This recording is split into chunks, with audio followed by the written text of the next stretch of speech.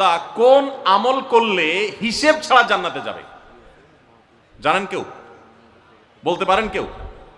ভাই, আল্লাহর কাছে হিসেব দিয়ে জান্নাতে যাওয়া কি সহজ কাম না কঠিন কাজ? আরে আল্লাহর কাছে তো অনেক দূরের কথা। আপনি যে প্রতিষ্ঠানে চাকরি করেন তার মালিকের কাছে, উপরস্থ বসের কাছে একেবারে পুঙ্খানুপুঙ্খ করে প্রতিটা পয়সার হিসাব দিয়ে একদম সবকিছুতে পারফেক্টনেস প্রমাণ করা, এটাই তো একটা কঠিন কাজ, দুঃসাধ্য কাজ।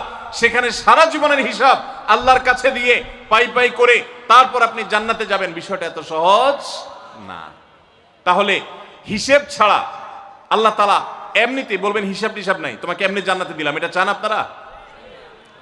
দেখুন কোরআনে কারীম আল্লাহ তাআলা বলছেন, ইন্নামা ইউওয়াফাস সাবিরুনা আজরাহুম বিগাইরি হিসাব।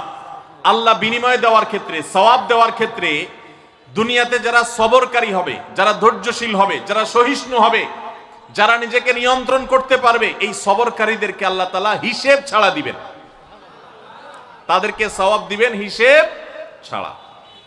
তাহলে আপনি যখন আপনার কর্মস্থলে থাকবেন আপনাকে ধৈর্য ধারণ করতে হবে। আপনি যখন পাবলিক পরিবহনে উঠবেন আপনার মাথা ঠান্ডা রাখতে হবে। আপনি যখন আপনার বাসা বাড়িতে থাকবেন আপনার মাথা ঠান্ডা থাকতে হবে।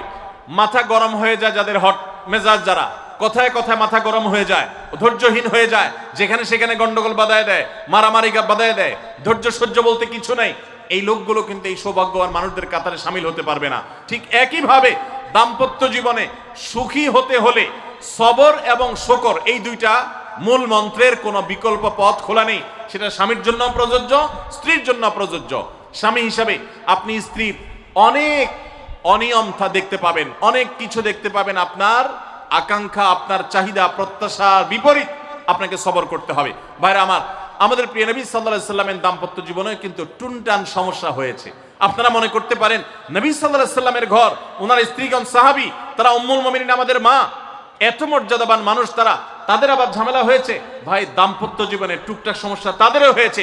প্রিয় নবী সাল্লাল্লাহু আলাইহি সাল্লাম নিজে একদিন বাসা ছেড়ে মসজিদে নববীতে এসে মন খারাপ করে বসেছিলেন, তিনি বাসায় যাচ্ছেন না, অভিমান করে।